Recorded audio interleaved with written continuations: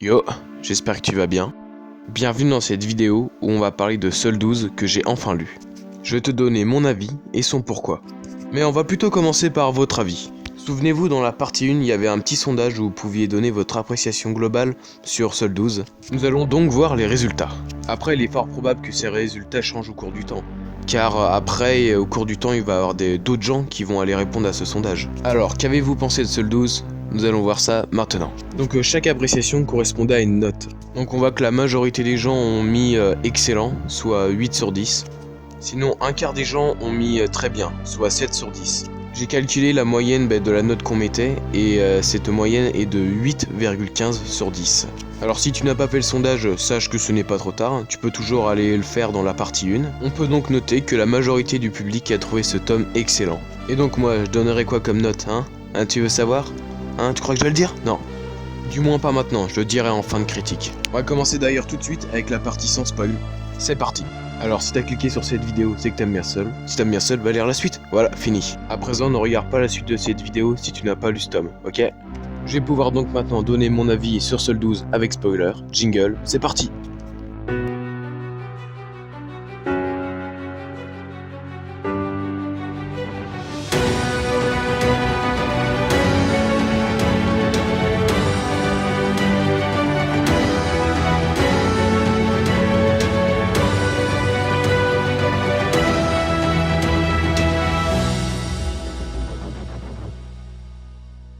Avant de débuter cette critique, j'aimerais faire 10 secondes de silence à Anton. C'était un personnage que j'aimais particulièrement et qui prenait de l'importance au fil des tomes. On en reparlera plus tard dans la vidéo, mais j'avoue que ça me fout dague, putain. Alors veuillez tous maintenant accorder 10 secondes de silence à l'âme de Anton.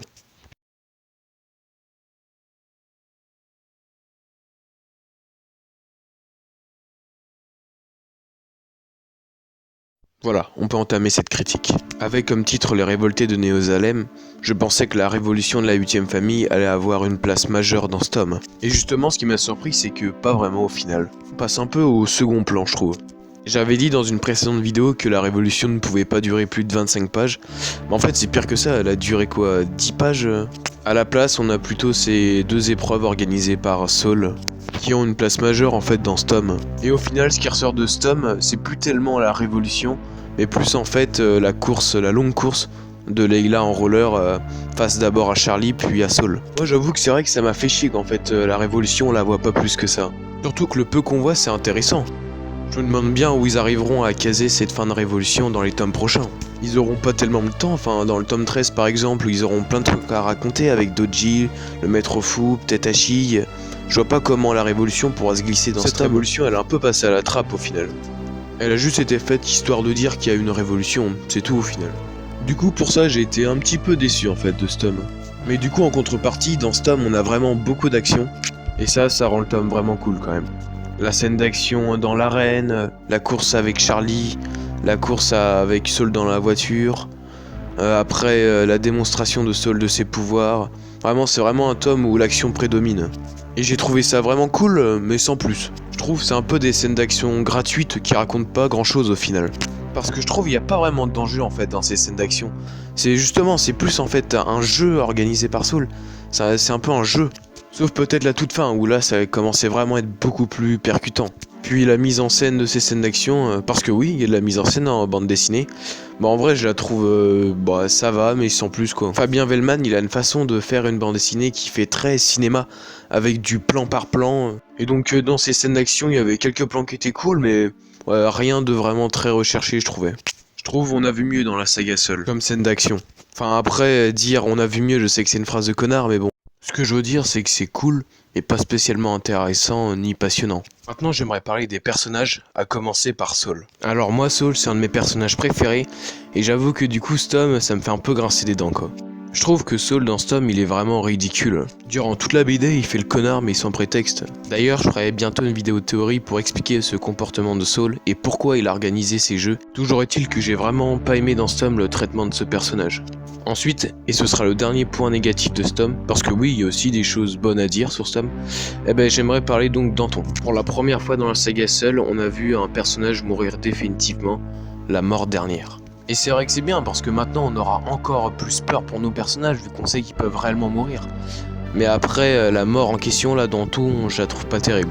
La mort d'Anton, c'est juste que des barres de métal lui ont tombé sur la gueule.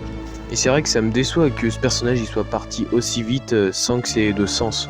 Je trouvais que c'était un personnage qui apportait beaucoup à l'histoire, surtout depuis quelques tomes, et que ouais vraiment c'est dommage qu'il soit mort aussi brutalement quoi. Sinon ce qui est cool dans ce tome c'est qu'on retrouve plein de personnages qu'on n'avait pas vus depuis pas mal de temps. Je pense à Zaya, Alexandre, Joachim et bien d'autres. Vraiment j'ai bien aimé de retrouver ces personnages là. Sinon autre chose dans ce tome qui est sympa c'est qu'on a pas mal de révélations sur la 12e famille, la 14e famille, la 4e famille et même la 2e. Vous pouvez être sûr que je vais en parler d'ici quelques temps. Aussi le dialogue avec le conseil des sages là au tout début du tome, je l'ai trouvé super sympa et super intéressant. Et aussi un autre dialogue que j'ai beaucoup aimé c'est celui entre Jonathan, Lex et Ivan. Et les révélations que Jonathan fait par rapport au monolithe et sa transformation en anti-mage. Vraiment ce dialogue j'ai trouvé que c'était un des trucs les plus cool de tout le tome. Vraiment j'ai beaucoup aimé là quand Jonathan y parlait de son aventure et comment il s'est transformé en anti-mage. C'était à la fois hyper flippant, hyper intéressant et hyper intriguant. Pour finir cette critique, j'ai kiffé vraiment l'avant-dernière page, celle avec Camille. C'était hyper puissant, profond et intriguant. Une page magistrale. Si je devais retenir une page de ce tome, ça serait celle-ci. Donc en résumé, le tome est grave cool parce qu'il y a full action, mais c'est dommage qu'on n'ait pas plus vu cette révolution, qui est malheureusement passée au second plan.